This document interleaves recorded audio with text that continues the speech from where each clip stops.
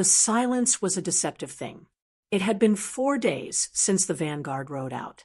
4 days since I watched Cassian's powerful form vanish into the cold, misty horizon. The North Tower, once a prison, was now my sanctuary, fortified against the fear that gnawed at me.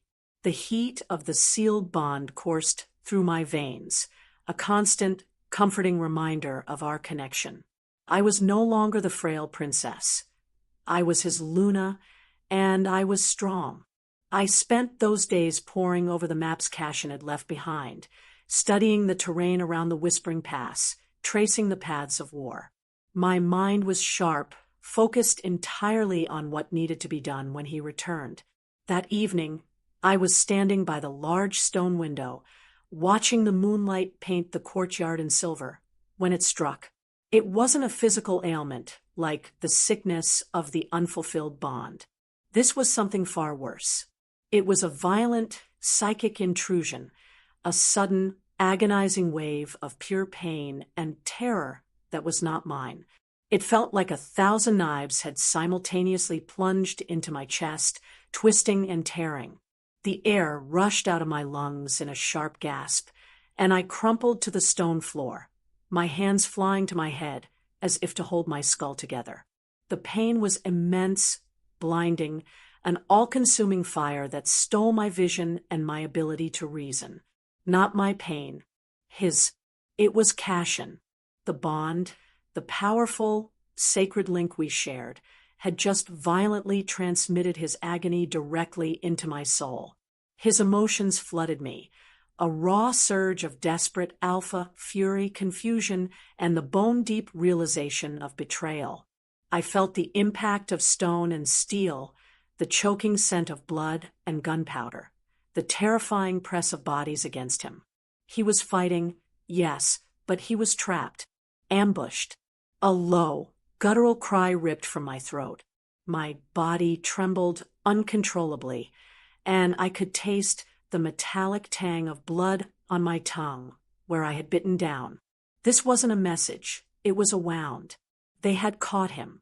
I scrambled blindly across the floor, driven by a frantic, primal need to reach him, to tear the walls down and run to the Whispering Pass. My rational mind was drowned out by the desperate howl of the mate bond, urging me to protect my alpha. Then, just as quickly as it had begun, the searing intensity of the pain snapped. It didn't fade. It just ceased, leaving behind a profound, terrifying void. The sudden absence was more frightening than the pain itself. It was the feeling of a connection violently severed, a light extinguished. My breath hitched. I lay panting on the cold floor, bathed in sweat, the remnants of his fear clinging to me like a toxic shroud. Did they kill him? Was he gone? No. I felt a faint, distant thrumming, a fragile, terrified beat that was still unmistakably his.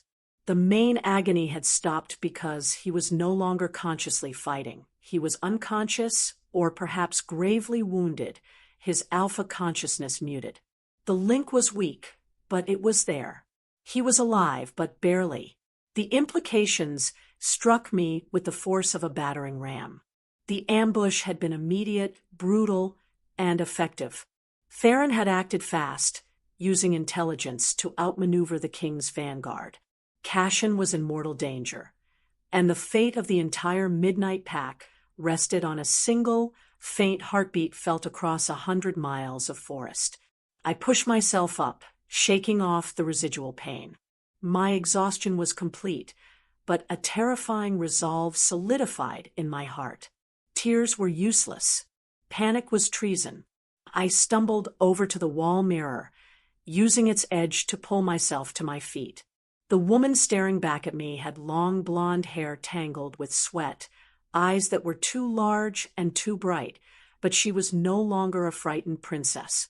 She was an alpha's mate, and her mate was dying. I didn't need a scroll, a proclamation, or a king's permission. The bond had given me my orders. "They won't kill you, Cassian," I whispered, touching the silver sigil around my neck, sending every ounce of my will into that faint, distant thrum of life. I claimed you, and I will not let you die for my choice. The Luna's war had begun, and I was the only soldier left on the board. Chapter 1. The crippling pain had subsided, leaving behind a cold, desolate clarity. Cassian was wounded, potentially captured, and the initial wave of the Midnight Pack forces had failed. Every instinct, every desperate tremor of the bond, screamed at me to run, to steal a horse, to tear through the forest until I found him. But that was the princess's choice, reckless and emotional. I was the Luna now, and the Luna served the pack. My mission wasn't to mourn, it was to find the quickest, most effective path to victory. That path led not out of the keep, but straight to the Alpha King. I found King Alaric in the main war room, exactly where Cassian had left him. The room was tense, filled with officers staring grimly at the large map. They already knew. The air was thick with defeat and the metallic scent of fear. Alaric, his long black hair pulled back severely, stood over the map, his jaw clenched so tight I could see the muscle twitching. He looked up when I strode in, and his emerald eyes, the same shade as Cassian's, yet infinitely colder, narrowed instantly. "I gave you strict orders, Princess Callista," he stated, his voice a low, dangerous rumble that sent chills down the spines of the men in the room. "You are confined to the North Tower. This is a secure military room. Leave." I ignored the command, crossing the room until I stood directly opposite him at the map table. I planted my hands on the polished wood, my gaze unwavering. "I know what happened at the pass, Your Majesty," I said, my voice shaking slightly but remaining clear. The Vanguard was ambushed. They were not defeated by superior numbers, but by superior intelligence. They were led into a trap designed to neutralize Prince Cassian. The room went silent. Alaric's lips thinned. "You are speaking of things you cannot know. We have only just confirmed the attack was successful, and that my brother is unaccounted for. How do you—" "The bond," I interrupted, refusing to let him dismiss me. I lifted the silver sigil at my throat. I felt it, King Alaric. I felt the pain, the steel, the shock of betrayal. He is alive, but barely. And if you sit here and mourn your brother, Alpha Theron will have the time he needs to end the claim, and your war will be over before it begins. I paused, letting the raw urgency of the mate link resonate between us. "You want to save your brother? You need to stop viewing me as a political inconvenience and start viewing me as the key to this war." Alaric's gaze remained fixed on me. He didn't erupt in fury, as I expected. Instead, he studied my face, looking for the lie, the tremor of hysteria. He found neither. He found only the fierce, desperate resolve of a mated Luna. He slowly circled the table, stopping right beside me. His scent, pure, dominant alpha, was overwhelming, a test of my will. I refused to back down. "You believe the ambush was based on intelligence," Alaric said, his voice dangerously soft. "That suggests the leak came from our side, or perhaps from your father's, a piece of information known only in Eldoria, since you are Eldorian royalty, and now irrevocably tied to my brother. Tell me, what is the single greatest military weakness of the Whispering Pass, known only to those who built the fortresses?" It was a test, a crucible, the very thing I had hoped for. I swallowed hard, pushing my personal fear aside, relying on years of statecraft and the whispered lessons of my royal tutors. My fingers traced a line on the map, pointing to a small, unlabeled river that branched off the main pass. "The main pass is fortified against a frontal attack," I explained, my voice regaining its strength. "But the pass was designed not just for defense, but for retreat. There is a secondary, ancient riverbed, the dry path, used only during the summer droughts. It is unmarked, unprotected, and allows access directly behind the main defensive lines. Only Eldorian royalty and the highest generals know its exact coordinates. If Theron used that intelligence to flank Cassian, he had a spy with intimate knowledge of my kingdom's secrets. The generals around the room shifted, exchanging tense, astonished glances. This was not knowledge a pampered princess should possess. Alaric leaned in, his heavy gold cloak brushing my arm. If Theron had this route, and used it to ambush the Vanguard, where would he have taken his most valuable captive, the Alpha's twin? He was asking me to think like a general, like a hunter. Like Theron. Theron would not take him to the Ironfang capital. It's too far and too risky. He needs to neutralize the claim and humiliate the Midnight Pact quickly. I reasoned, tracing a small, wooded area not far from the pass. There is an old, abandoned hunting keep in the Serpent's Woods, roughly half a day from the pass. It belongs to a minor noble family that swore allegiance to Theron's pack years ago. It's perfect, defensible, private, and just close enough to the pass to serve as an immediate holding cell before the ritual. I looked directly into Alaric's cold, unforgiving eyes. He will hold Cassian there until the next full moon. That is when the claim can be violently annulled by an enemy Alpha. We have less than 2 weeks, Your Majesty. A tense silence filled the room. The generals, previously skeptical, were now nodding slowly, their eyes locked on the map. I hadn't just spoken of emotions. I had given them viable strategy. Alaric finally straightened, his massive frame towering over me. He took a slow, deep breath, considering my words, the political implications, and the desperate heartbeat of his twin that he surely now sensed through the shared Alpha bloodline. You have given me plausible tactics, Princess, he conceded, the reluctant admission of victory in itself. But you are Eldorian. You are my brother's mate, yet your father sought to trade you.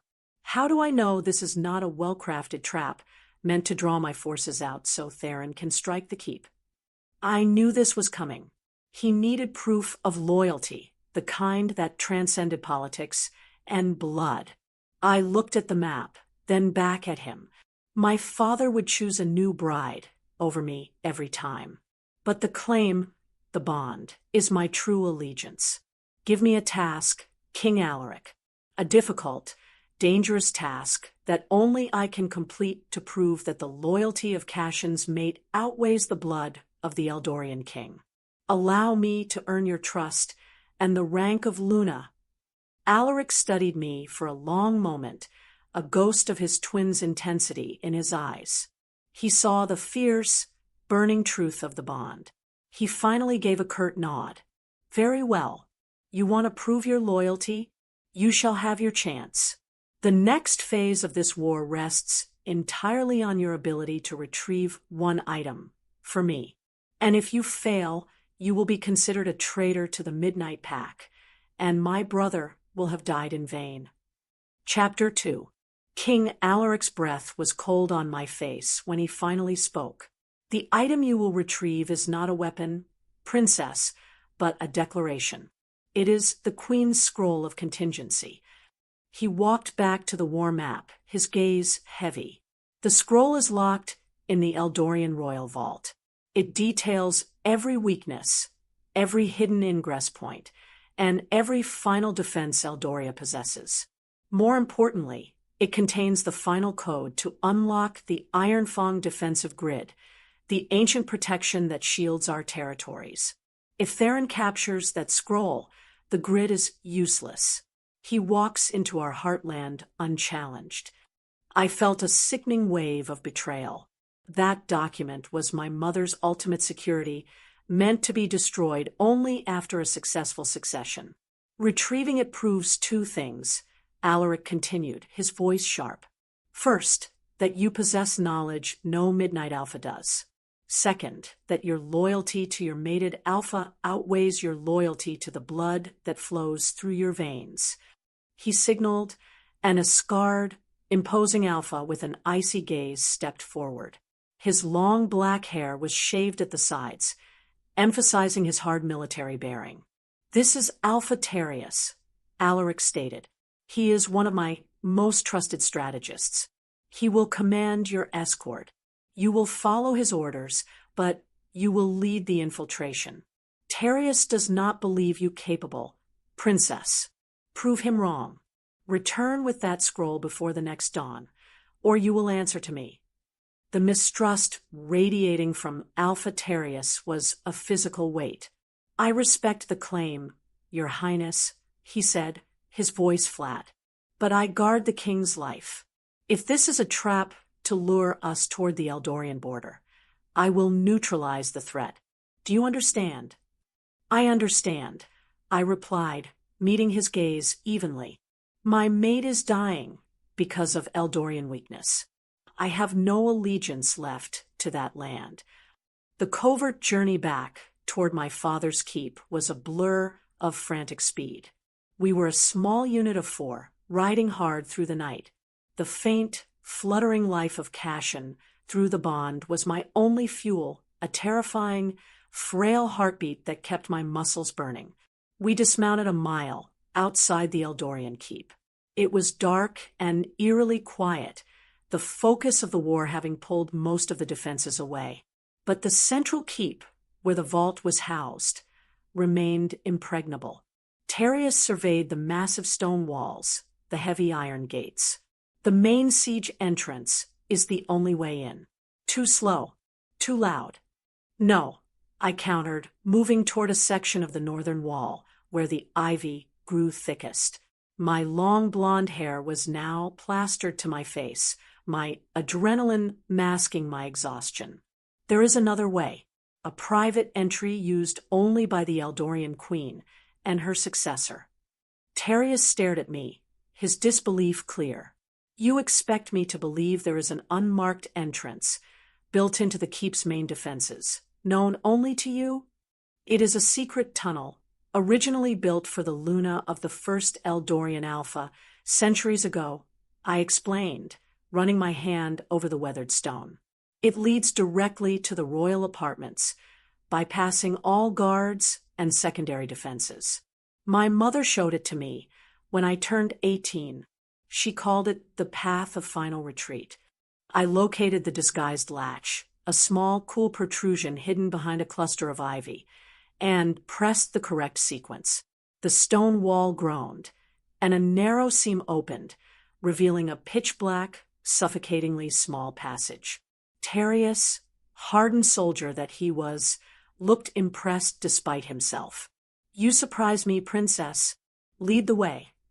The passage was tight, smelling of damp earth and old stone.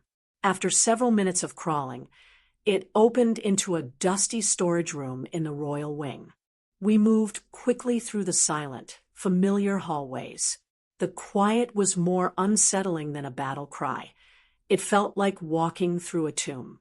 I led the unit down to the deep levels of the keep, to the heavy iron door of the vault. I provided the code, a sequence of numbers that was part of my childhood lullabies. The massive lock clicked open. "Stay here," I ordered the men, my heart pounding. "If anyone hears the door, you must hold them." I slipped inside. The vault was a small, circular room lined with stone shelves. The scroll of contingency rested in a niche carved into the far wall, a heavy, ancient parchment sealed with my mother's crest. I snatched it, the parchment cool and dry against my fingers. Success. It was too easy. As I turned to leave, the vault door groaned shut with a violent, echoing crash, the iron lock snapping into place. Clang. I was trapped. A voice, low and laced with triumph, spoke from the other side of the heavy door. A voice I hadn't heard in years, yet one I knew instantly. "The princess always was so predictable," the voice sneered. "She comes for the only thing she knows will make her valuable." "A pity, Callista. Now both the scroll and the Alpha's mate are safely in Ironfang hands." It wasn't Theron, but a high-ranking Eldorian official, Lord Varys, a man known for his extreme loyalty to the old ways and his hatred of the Midnight Pack. He had been waiting. "You led us into a trap." Terius roared from the outside, his voice muffled by the thick stone. "You betrayed us, Princess." I knew it. My mind raced. Cassian's faint heartbeat thrummed through the bond, fueling my adrenaline. I didn't betray them. This was a trap set for me. Varys had guessed I would come for the scroll. I pressed myself against the cold wall, frantically searching the small vault room. Varys's men would be swarming the tunnels now, trapping Terius's unit. My only chance was to find another way out, or create one. I noticed a subtle discoloration in the stone directly opposite the niche where the scroll had rested. "You're too late, Varys." I yelled, my voice ringing with false bravado. "The scroll is already gone. The king's forces are right outside." "A poor lie, little Luna," Varys chuckled. "Enjoy the darkness. Your life and the fate of the territories now belong to Alpha Theron." With a desperate surge of strength, I slammed my fist against the discolored stone. It cracked, revealing a tiny, hidden mechanism, a latch even smaller than the one outside. My mother, the true queen of Eldoria, had always been prepared for betrayal. I threw my weight against the section of stone. It gave way, revealing a small, dusty ventilation shaft, too small for an alpha, but perfect for a desperate Luna. "Terius!" I screamed, tucking the scroll into my tunic. "The vault is compromised. Abandon the door. I'm creating a diversion on the eastern wall. Meet me at the Black Rock summit." I didn't wait for a response. I clawed my way into the shaft, the stone grating against my skin, driven by the knowledge that I had the key to victory, but now I had to escape my own former allies, and the traitors waiting in the dark. Chapter 3. The rough stone of the ventilation shaft clawed at my skin, but I barely noticed. The frantic rhythm of Cassian's failing heart through the bond was a more potent pain than any physical abrasion. I burst out of the shaft into a narrow, unused chimney stack near the eastern wall, covered in dust and soot. Below, I could hear the muffled shouts of Lord Varys's men converging on the vault. Terius and his small unit would be battling for their lives, pinned down by the Eldorian traitors who had been waiting for me. I had to create the diversion I'd promised. I scrambled up the stack and onto the icy slate roof. The scroll of contingency was safely tucked into my tunic, its hard edges pressing against my skin. It was the only thing that mattered. The fastest route to the Black Rock summit. Our planned rendezvous was through the ancient stables and the forest beyond. I made the instinctive choice, the stables, relying on newfound shifter speed, a power I barely understood. In the dense, treacherous Blackwood forest was suicide. A powerful, fast horse, however, was a known tool. I moved across the rooftop, silently, the light-footed grace of the sealed bond lending me an unnerving stillness. I dropped onto the roof of the stables and slid down the thatch, landing softly in the shadows behind the main structure. The stables were dark, smelling richly of hay, leather, and strong alpha horses. Most of the best mounts had been taken by the troops, but I knew my father always kept a reserve. I crept past the stalls, my eyes adjusting to the gloom. "Callista, is that you?" The voice was a low, startled whisper. I froze, my hand instinctively going to the small dagger I had taken from the war room. A stable hand, an old, familiar face named Merrick, emerged from the tack room, holding a flickering lantern. He was a simple, kind man who had known me since childhood. His eyes were wide with shock, but also relief. "Merrick, you must be silent," I whispered, urgency tightening my throat. "I need shadow. I need to ride out now." Merrick's relief curdled into confusion, then suspicion. He glanced nervously at the path leading back towards the keep. Lord Varys said you were taken by Midnight Pack savages, Princess, he muttered, clutching the lamp tighter. He said they are all traitors. He locked up anyone who showed loyalty to the king. Varys is the traitor, I hissed, taking a step closer. He is selling Eldoria to Alpha Theron. Cassian, my mate, is wounded because of him. I have the proof, but I need to reach the Midnight Keep before dawn. Merrick hesitated, his simple loyalties warring. He loved his king, but he feared the Midnight Pack and respected the royalty he had served his whole life. I cannot, Princess, he finally whispered, shaking his head. Lord Varys left orders. No horse leaves the stables without his personal seal. But he gave me this. Merrick reached into his tunic and pulled out a small, intricately carved wooden figurine, a wolf's head with a broken thumb. It was a sigil I hadn't seen in decades. He told me to give this to you if you appeared. He said this would prove his loyalty to the true power. My blood ran cold.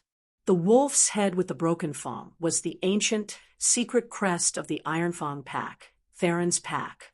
It wasn't just a symbol of alliance. It was the mark of a spy network, a quiet conspiracy that had festered in the heart of Eldoria for years. Lord Varys wasn't acting alone, and he wasn't just loyal to my father. He was a long-term Theron operative. Merrick, I said, my voice dangerously steady. Where did Lord Varys get this? He gave it to me this morning, Merrick confessed, his eyes wide and scared. He said only people with this symbol were to be trusted now, that they would lead us to the new alliance and away from the corrupt Midnight King. The realization hit me with nauseating force. Varys wasn't the only one. Theron's conspiracy was woven throughout my father's court, his power structure, and even his household staff. The ambush wasn't just lucky intelligence. It was an insurrection coordinated from within Eldoria. You fool, Merrick, I breathed, stepping back. You have been handing my father's kingdom over to the most brutal alpha in the territories. I didn't have time to process the betrayal. I heard the distant, muffled sound of barking dogs, Varys's hunting hounds, released to track the infiltrators. They were coming for the scent of the Midnight Pack on Terrius's unit, and they would soon pick up my own trail. I didn't ask again. I struck Merrick on the temple with the heavy hilt of my dagger, a quick, merciful blow to knock him unconscious. I couldn't risk him raising the alarm, but I couldn't kill him either.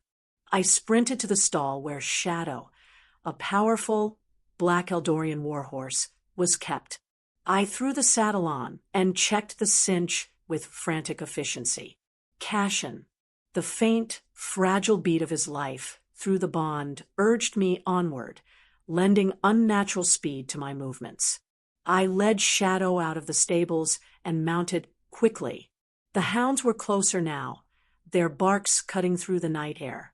I looked back at the keep, then ahead toward the forest and the summit. Hold on, my Alpha, I muttered to the wind, gripping the reins tight and kicking Shadow into a desperate, silent gallop toward the dark, menacing forest. I'm coming for you.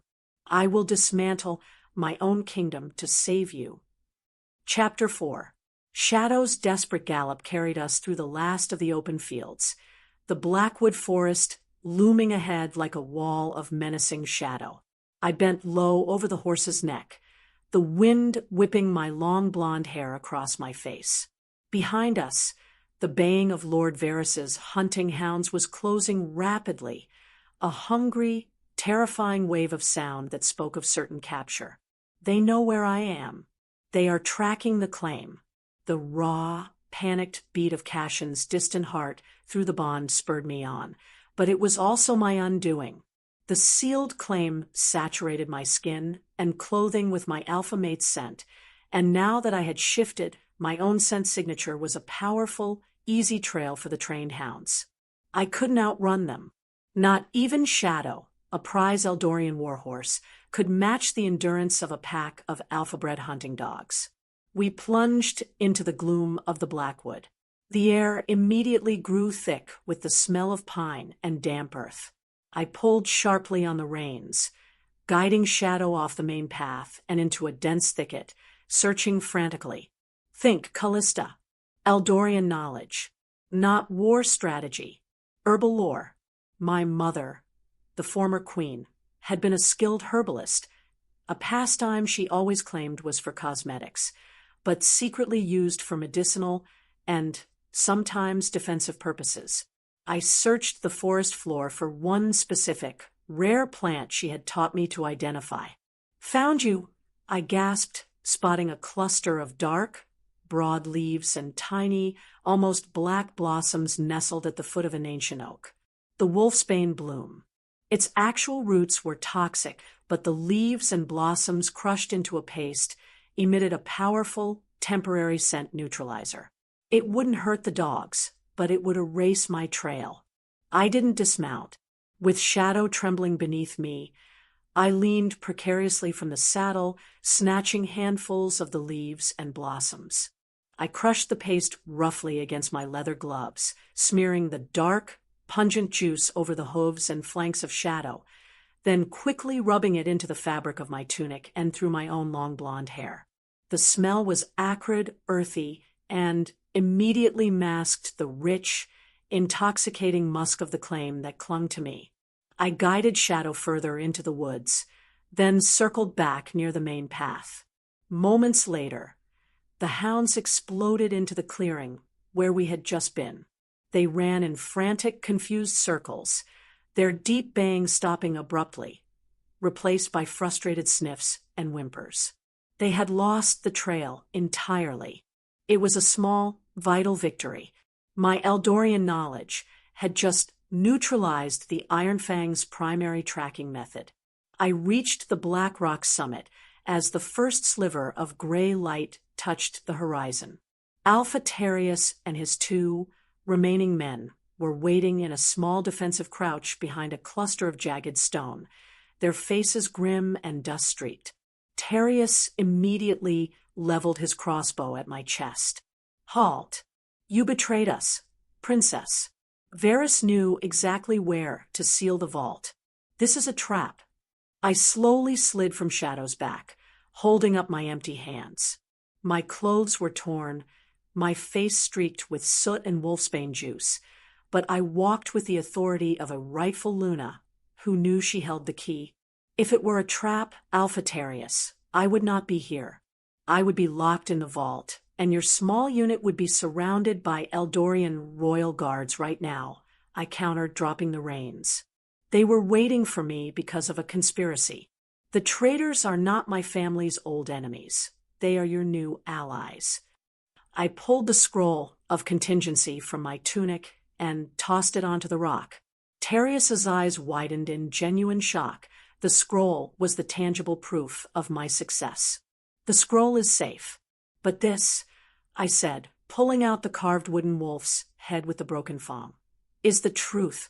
I found this in the stables. It's the secret sigil of the Ironfang pack. Varys is not a desperate patriot. He is a long-term Theron operative. And he is not alone. The whole of my father's court is riddled with spies." I locked eyes with Terius, forcing him to look past the political scandal and see the military reality. "The knowledge you used to set the ambush was fed to you by Varys's people. Theron isn't just winning the war. He's conducting an internal coup on the Eldorian side. And he has Cassian locked in the Serpent's Woods." Terius slowly lowered his crossbow, his cold, professional gaze assessing the scroll, the sigil, and the desperate truth in my eyes. He was a soldier. He respected results. "You neutralized the tracking hounds," he noted, glancing at the scentless Shadow. "And you have provided the key to the Ironfang grid. You have proven your loyalty, princess." "Then we changed the mission," I stated, stepping forward, taking control. "We cannot go back to King Alaric. The journey is too long, and the king's own staff may be compromised. We go to the Serpent's Woods. Cassian is gravely wounded, and Theron intends to perform the annulment Ritual on the next full moon. That is a suicide mission, Terius warned, his long black hair catching the morning light. We are 4 exhausted shifters. Theron will have placed his strongest guards there. I felt the bond thrumming, a powerful mixture of fear and resilience. I had the scroll, the map, and the motivation. Then we don't attack, Terius, I argued, my voice fierce with resolve. We infiltrate. I know the Eldorian secrets. I know the forest lore. And most importantly, I am his mate. I know how to find my alpha when he is too weak to call for me. Your job is to command the strategy. Mine is to lead you to him. I am the Luna now, and I will be leading this rescue. Terius stared at me for a long, heavy moment. He saw the desperation of a mate and the strategic mind of a queen's daughter. He saw the power of the claim had made me indispensable. He finally gave a crisp military nod. Very well, princess. The plan is yours. Show us the way to the Serpent's Woods. We move out in 5 minutes. Chapter 5. Alpha Terius and his men, now bound to my desperate plan, moved with the quiet efficiency of professional soldiers. We rode for hours, using the scroll of contingencies maps, which revealed secret Eldorian hunting trails to avoid the main roads and the patrols Theron would undoubtedly have scattered across the territory. As we neared the Serpent's Woods, the throbbing in the mate bond grew stronger and more erratic. It was no longer a faint, terrifying beat. It was a rhythmic flare of consciousness, pain, and fierce, suppressed alpha energy. Cassian was waking up, and he was struggling against his captivity. Terius stopped the unit on a ridge overlooking the valley where the abandoned hunting keep lay. It was a formidable structure, surrounded by a high, ancient stone wall. 3 guard posts were visible, and the scent of highly trained alpha guards, Theron's elite Ironfang, was thick in the air. This is not an infiltration. It's a frontal assault, Terius muttered, sweeping his gaze across the defenses. We are 4 exhausted shifters against at least 12 fresh Ironfang guards, not counting anyone inside. We need a diversion that pulls their focus entirely off the main entrance. The engagement questions choices, the Eldorian signal flare, or the Luna shifter roar, warred in my mind. The flare was a tool, but the roar was me. The flare is too slow, I decided, running my hands through my dusty long blonde hair. Theron's men are expecting a military response. They'll recognize the Eldorian signal and simply reinforce the front. We need chaos.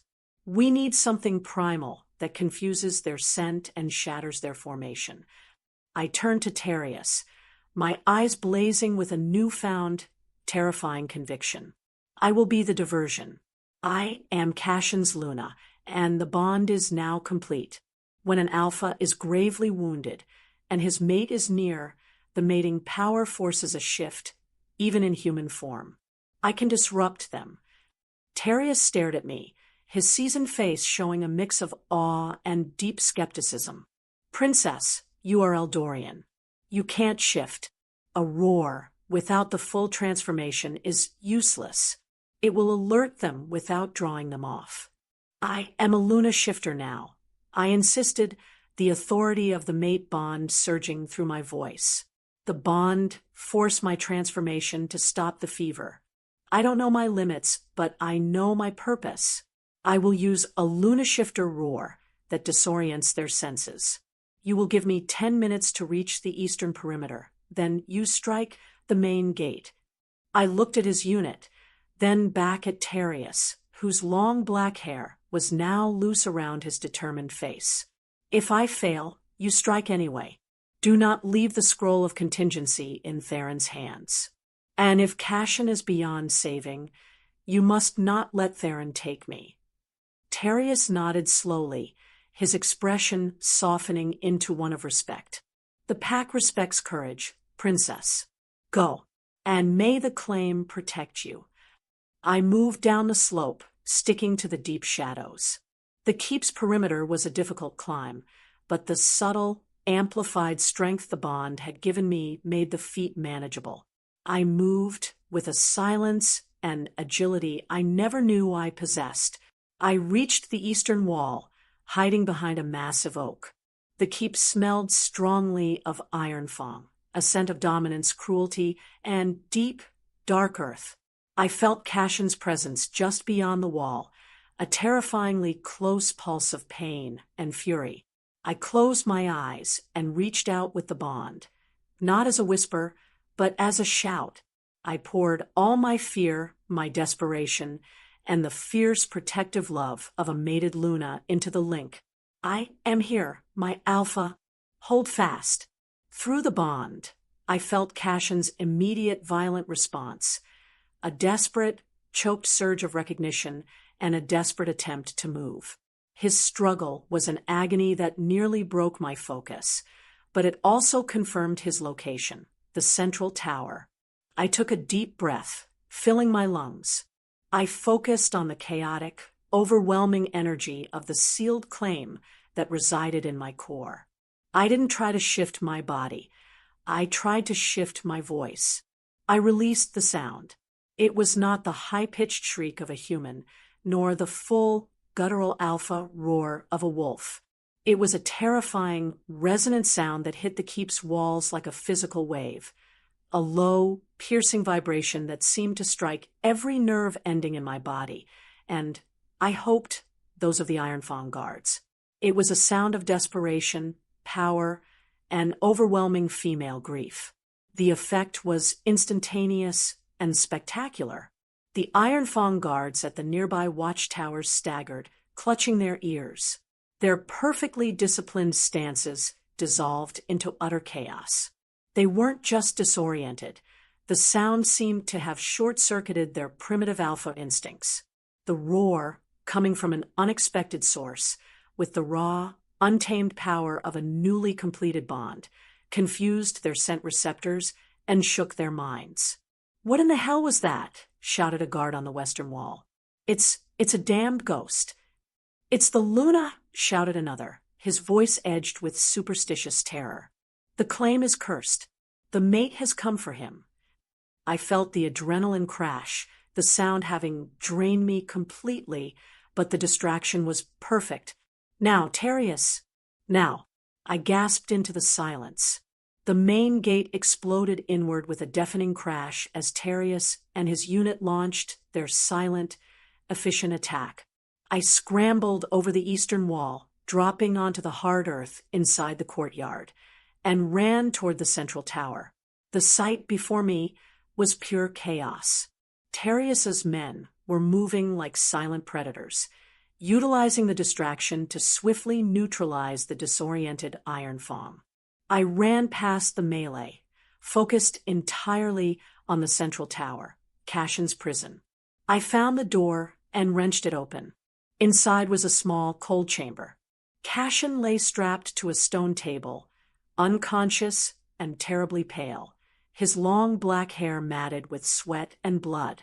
Alpha Theron, radiating furious triumph, stood over him, holding a long, ritualistic blade, ready to perform the annulment ritual. Theron had no time for battle. He was focused on the ritual and the final act of revenge. He looked up, his predatory eyes fixing on me, the woman who had chosen his enemy. His smirk faded, replaced by cold hatred. "You should have stayed gone, little Callista," Theron snarled, raising the blade over Cassian's chest. "You are too late. I will end the claim, and then I will end you both." Chapter 6. Theron's snarl echoed in the small chamber, his gaze burning with murderous intent. He raised the ritualistic blade, its polished surface glinting in the dim light, poised over Cassian's unconscious chest. My mate, barely breathing, was utterly defenseless. My mind raced, the earlier choices of scroll or roar colliding with the desperate reality before me. The Lunashifter roar was powerful, but it drained me. I might only have one effective use left.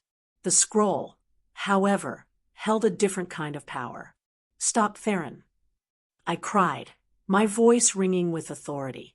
I pulled the scroll of contingency from my tunic, holding it aloft. "Touch him, and the Ironfang defensive grid falls. I have the codes. I will activate them now, and every midnight pack Alpha will march through your undefended borders." Theron froze, his arm rigid, the blade inches from Cassian. His predatory eyes widened in shock, then narrowed into suspicion. He recognized the Eldorian royal seal on the parchment. "Impossible," he snarled. "That scroll is secured." "You are lying, little Luna." "Am I?" I challenged, my heart hammering, but my voice surprisingly steady. "Lord Varys was your man. He led me into a trap in the Eldorian vault, thinking he could retrieve this for you. He underestimated the Queen's secrets. This scroll is not just a defense plan. It is the ultimate failsafe. It contains the trigger to destabilize the Ironfang defensive grid. One command, and your ancient protections are worthless." Theron's eyes flickered between me and the scroll. He knew the grid was real. He knew the Eldorian royals held secrets. The scroll was a far more potent threat than my presence alone. He had to be certain. "Give me the scroll, and I will spare your mate," Theron offered, his voice a dangerous purr, trying to lure me closer. "The claim is nullified by his capture, anyway. This war is about territory now." "No," I shouted, taking a step back, maintaining the distance. "I am his Luna. The claim is unbreakable, and you will not have this scroll. This is not a negotiation, Theron. This is a choice. Let him live or lose everything." My diversion bought me precious seconds. Just as Theron's focus wavered, his eyes still fixed on the scroll, the door to the chamber burst open. Alpha Theron stood there, his face grim, his sword dripping. His men were close behind. "Princess, get back!" Terius roared, but Theron was already reacting. In a flash of motion, Theron lunged, not for Cassian but for me, and the scroll. He was faster than I expected, driven by pure rage and the desperate need to seize the document. He reached me in 2 strides, his hand clamping around my wrist, tearing at the scroll. His touch sent a sickening jolt of his dark alpha energy through me, trying to overpower the claim. This was it, my final gambit. As his hand tightened, I didn't fight for the scroll. I met his gaze, my eyes burning with a fury I never knew I possessed. I focused all my newly awakened Lunashifter energy, the raw power of the bond, into one final desperate release. I screamed. It was not a human scream. It was the full, untamed Lunashifter roar, a sound born of primal love, rage, and protective instinct. It vibrated through the small chamber, hitting Theron with the force of a physical blow. The sound wasn't merely loud. It was an assault on his very being, a primal challenge from a mated alpha female. Theron recoiled, staggering backward, clutching his head. His eyes rolled back, and a guttural moan escaped his lips. The roar had not just disoriented him. It had temporarily overwhelmed his alpha senses, leaving him stunned and vulnerable. "Now, Terius, get him!" I shrieked, my voice raw, the roar having drained me, leaving me weak and trembling, but triumphant. Terius, seeing his opening, charged forward with a feral battle cry. He moved with brutal efficiency, his blade a blur. Theron, still reeling from the Luna roar, could not defend himself effectively.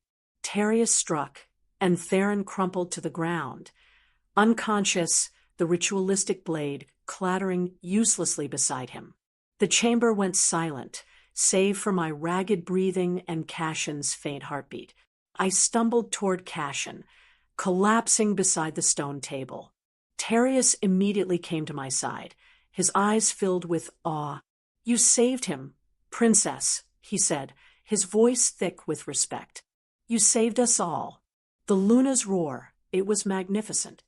I barely heard him. I reached out, my trembling fingers touching Cassian's pale face, tracing the line of his long black hair matted with blood. His skin was cold, his breath shallow. The distant thrumming of the bond was still faint, but it was there, clinging to life. "He's alive," I whispered, relief washing over me, tears finally streaming down my face. "He's alive. We have to get him back. Now." The Luna's war had been won, not with an army, but with the strength of a new Luna and the power of an unbreakable bond. Epilogue. The Midnight Vanguard, led by King Alaric, arrived at the Serpent's Woods less than an hour later. Terrius's quick thinking and my desperate actions had not only secured Cassian, but also captured Theron and his key conspirators, Lord Varys among them.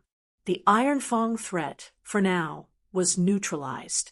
The journey back to the Midnight Keep was agonizing. Cassian remained unconscious, his life hanging by a thread.